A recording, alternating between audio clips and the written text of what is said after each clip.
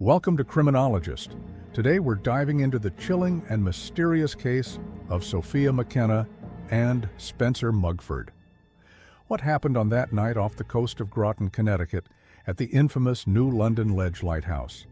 Let's explore the story in full detail and see if we can piece together what might have happened. Sofia McKenna, 21, grew up in North Stonington, Connecticut, with two siblings. Her parents were divorced, and she lived with her mother, Michelle McKenna. Her parents' divorce took a toll on her mental health, and she was diagnosed with bipolar depression when she was in high school. She had a boyfriend named Austin Pero Cordova. The relationship, according to her mother, was an abusive one. Both used to argue a lot, which sometimes turned physical. Austin apparently was seeing someone else, which of course made Sofia mad. One day Sofia was to meet Austin, but she told her mother that she was going out with some other guy and not with Austin. When Austin found out about it, he apparently became incredibly angry and went to Sofia's apartment.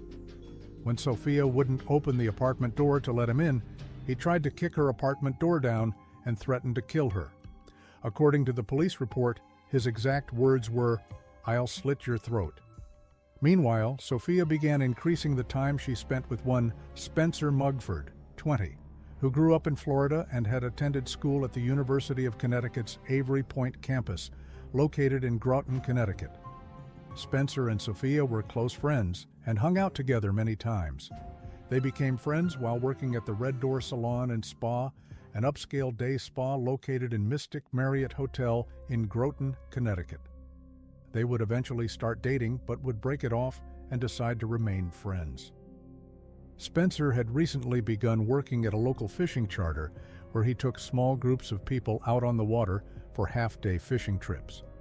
Spencer grew up on the water and was a strong swimmer.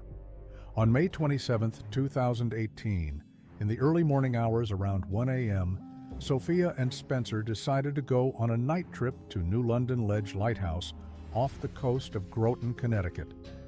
Sofia had apparently received permission from Austin to go out with Spencer on the trip. Sofia and Spencer parked her car at the UConn Avery Point campus. They then used one of the university's sailboats, a white 14-foot sunfish without a mast, and paddled their way to the lighthouse. The lighthouse is rumored to be haunted, and this may have encouraged their decision to visit it at night. The story goes that in the 1920s or 1930s, the keeper of the lighthouse, a man named John Randolph, was so distraught that his wife had run off with a local ferry captain that he jumped from the roof to his death. No records have been discovered to confirm or deny this, yet it's believed that his spirit still haunts the lighthouse. Since then, many have reported strange phenomena at the lighthouse, like doors opening and closing themselves, unexplained knockings, bed sheets flying off of beds, cups moving around, boats unmooring themselves, TVs and radios turning on and off, the foghorn spontaneously sounding on its own, and other unexplained happenings. On that night, the temperature was below 60 degrees Fahrenheit. While out on the water, Sofia used Spencer's phone to post a video to his Snapchat. The video was of Sofia and Spencer out in the ocean. Spencer can be seen sitting on the bow of a small, mastless sailboat paddling. Sofia pans the camera around to show the lights on the coastline behind them.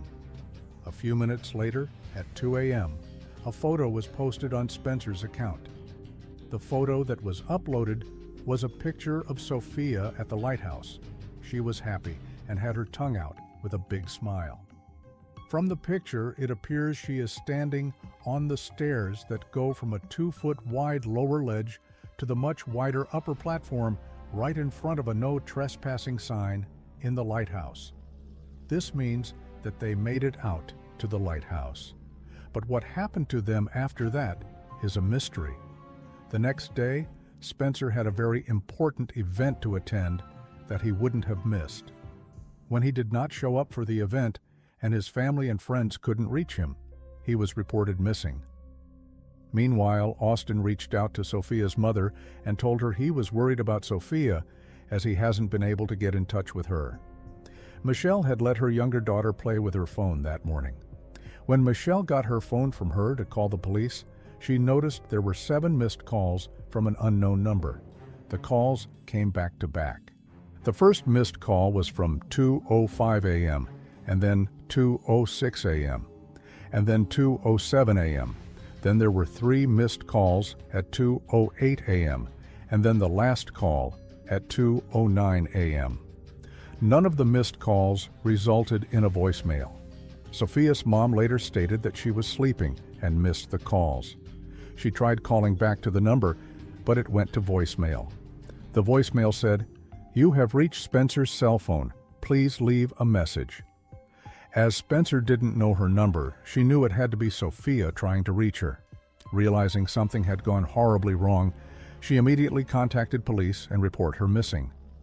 The U.S. Coast Guard began their search for the young adults at approximately 6 p.m. that evening. Michelle desperately tried to get anyone she could involved in the search, but the Coast Guard advised against that due to harsh weather conditions. Sofia's car would be found parked on the campus with her cell phone still inside. This would explain why she was using Spencer's phone to Snapchat and call her mother. At approximately 6:30 p.m. on May 27th, the shirt Spencer had been wearing in the Snapchat photo was found tied to a cleat at New London Ledge Lighthouse. It's believed that Spencer used his shirt to dock the boat at the lighthouse. The following day, on May 28th, Austin and his father decided to go on their own search for Sofia and Spencer. While flying in a private plane, they spotted a sailboat similar to the one Sofia and Spencer had piloted. It was a small 14-foot sunfish sailboat that was laying upside down on Truman Beach, New York, approximately 8 miles east of the lighthouse. Police believed it was the boat used by Sofia and Spencer. However, this has never been confirmed as 100% accurate because they reported the pair was on a paddleboard. They claimed that the broken paddle was inside the upside-down boat. The boat was described to have growth in the hull and partially was buried in the dirt and rock with a light layer of dust and dirt, which would have been impossible unless the boat had been there for many days and not for the only 24 hours it was supposed to have been. Also, pictures that were taken of the boat as evidence showed unidentified fingerprints on the boat, but no fingerprints were taken to be analyzed. The Coast Guard would suspend their search on the night of May 28th due to rough seas. They told the family that they searched everywhere they could and cannot resume the search unless something is found to steer searchers in a different direction. On June 8, 2018. 11 days after the disappearance, the body of Spencer Mugford was found by a commercial fisherman floating shoeless in the ocean, nearly 2.5 miles from Ledge Light in the opposite direction from where the boat was found. Supposedly, the boat went one way and Spencer went another way. His cause of death was determined to be drowning. Although Spencer was now found, they did not resume the search for Sofia. In addition to Spencer and Sofia going missing, 2 other men had gone missing that same day, although it is not specified at what time they went missing. Their bodies would eventually be found as well. But Sofia's body would never be found. Although there was no body and no indication that she drowned, police believe she is not missing, but already dead. The family does not know if Sofia called anyone else that night to ask for help. Spencer's cell phone has not been found and his cell phone records have not been released. So far, no witnesses have stepped forward. It is unknown if the 2 were followed or had someone else with them that night. The security cameras at the college and the lighthouse were reported to be merely decoy cameras. There is no video evidence available at this time. On July 22, 2018, Finding Sofia McKenna, What Happened to Sofia Facebook group was formed to find answers to some of the questions that people have been wondering, such as, why was the search ended so quickly when other searches go on for many days? Where is Spencer's phone? And why have they not checked all phone records of Spencer, knowing that his was the last phone in Sofia's possession? And most of all, why was the fingerprints from the boat never analyzed. These are the few questions that still linger in people's minds. Our theory now. After reading all the facts about this case, we came up with this likely possibility, and it seems we're not the only one. Many other Redditors have picked up on it as well. So here's what we believe might have happened on that night. On that night, after leaving their car at the campus, Sofia and Spencer took the boat and paddled their way to the lighthouse. After using his shirt to moor the boat to the lighthouse, both went into the lighthouse and took the Snapchat photo of Sofia. Shortly after, the boat came loose and started drifting away from the lighthouse. Since the boat was their only way off the lighthouse, Spencer, who was a strong swimmer, gave his phone to Sofia and jumped into the water to get the boat back to the lighthouse. At that time of the night, the water must have been really cold, and since Spencer had paddled their way to the lighthouse, he must have been extremely tired and exhausted.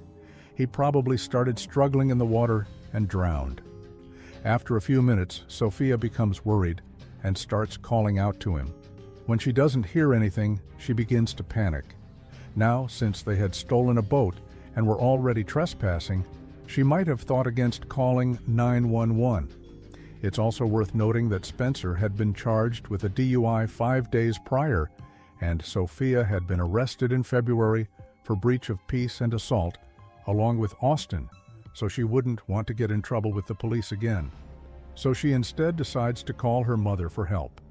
But all her calls go unanswered. Now frantic, Sofia starts calling out for Spencer again, kneeling near the edge of the water.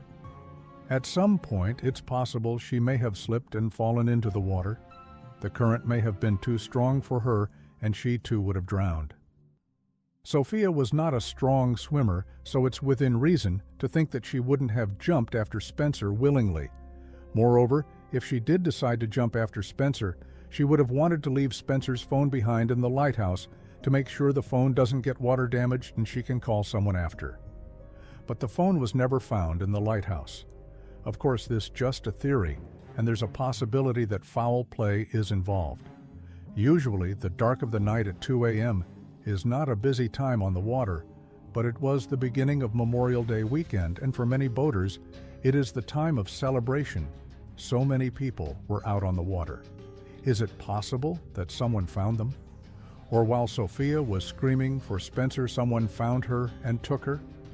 Sofia's family continue to hold out hope that Sofia is alive and perhaps is being held against her will. There have been no leads since then, and the case remains unsolved. If you're intrigued by unsolved mysteries and true crime, make sure to hit that like button and subscribe to our channel, Criminologist. Drop your thoughts in the comments below. Do you think there's more to the story? Could someone out there hold the missing piece of the puzzle? We'll be covering more dark and mysterious cases just like this one, so don't forget to turn on the notification bell to stay updated. Thanks for watching, and we'll see you next time.